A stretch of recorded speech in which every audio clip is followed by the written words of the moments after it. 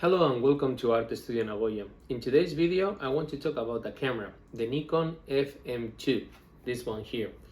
I have other videos, if you check my other videos, in the past of cameras from the same family, like the Nikon FE and the Nikon FM3A. What I'm saying they are the same family is because they share the kind of same chassis, this kind of body that have basically the same shape. Many of the features are similar, although there is some difference. Also, this is the type of chassis that inspire a new line of Nikon digital cameras using or copying this kind of design. So, because I talked about these cameras in the past and most of the features are similar, I want to point some kind of difference of this camera. First of all, let's talk about price range. So this camera right now is around 30,000 yen all the way up to 50,000 yen. Depends on the quality and so on, the shop you're buying, but around that. So it's not like extremely expensive, but it's not like really cheap. In comparison, you can buy this camera from 7,000 yen, the FE, to 15,000 yen. 15,000 yen, yeah, I think I say it correctly. Okay, so this is way cheaper. Now, the main difference between these two lines of cameras, the FMs and the FEs, was the shutter. This being mechanical and this was electronic. Okay, so supposedly this camera is more will last you longer, because even if the line meter dies, you can still use the camera as a manual camera, where these ones only have a function of M90, where you will be only able to shoot the camera in one speed. Also, it's really remarkable that having a mechanical shutter, it goes all the way to 4,000 of a second. It's a great camera. It was really popular. It's a camera from the early 1980s, mid 1980s, and it was really popular. So I believe there is many of them still available. They mount the Nikon classic lenses and they work really good. That's one of the benefits of use these kind of cameras. And overall, very reliable, very good camera. Like this can be your only camera and you will be totally fine. This is not my camera, it's from a friend, and it comes with a lens that I believe must be like kind of the standard at that time, was the 50mm 1.4. I have it here, mine with the 1.42, and I think I commented in another video that it's actually my favorite lens. Here I have the Nikon 55 1.2 that you can see is bigger. Although it's very nice lens, I still prefer the 1.4 for my daily shooting. So why I have these two cameras here? Like I haven't tried the F3, but maybe F3 will be the better option to put here, but I don't have it. So this camera, it works very similar to this camera with the exception of the light meter.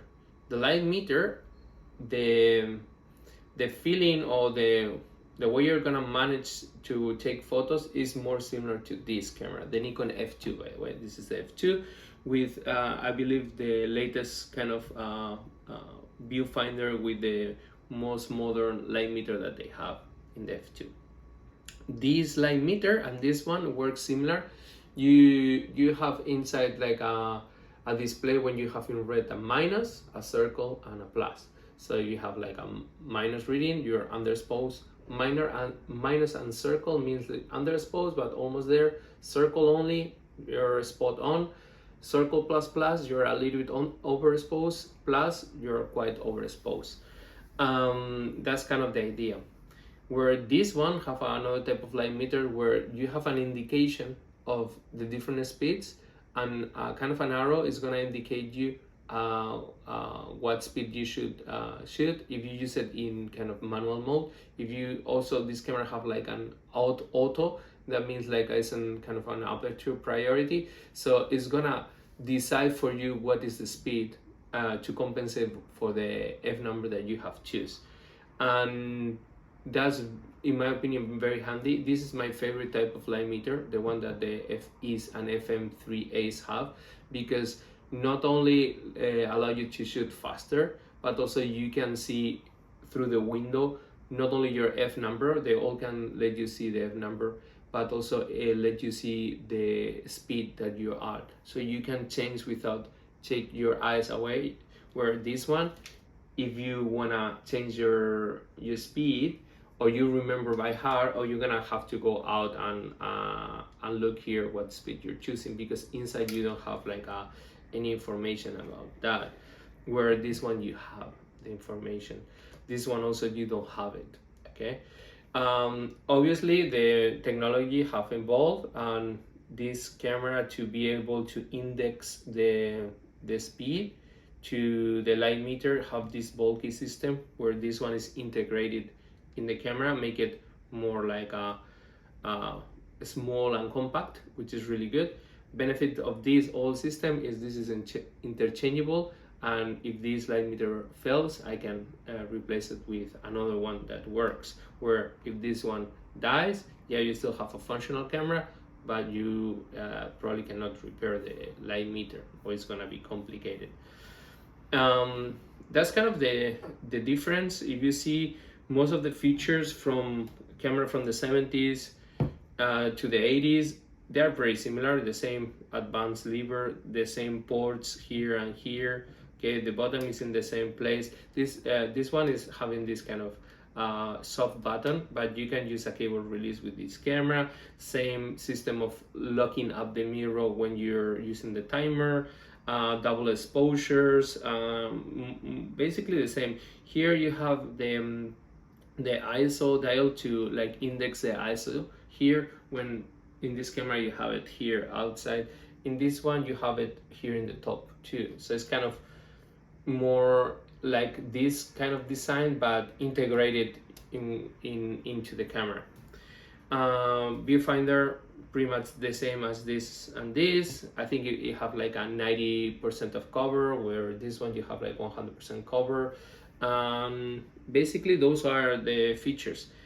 I think it's an amazing camera. If you have this camera, I think you don't need anything else. You can be shooting all day long. And although this system is not the greatest, in my opinion, is totally usable, and you can really work quite fast with it. I prefer this system though, the light meter. So I think I talked in another video about that. My final decision after having the FM3A, that is the upper version of this, because it's like a mix of these two, is that I don't need, I prefer to have an FE that have all the benefits of the electronic shutter for very low price. I paid 7,000 for this one, and then have a total manual one. So for these two cameras basically cost me the same as I would pay for this one. That was my choice. But otherwise, like, you can have just this camera and you can do almost everything you want. So I'm gonna finish here. I don't want to make it super long, but I just wanted to give you kind of a small review of what I think of the cameras. I really love this system. I think it's awesome, not only for the design, but because you can mount these lenses that are incredible.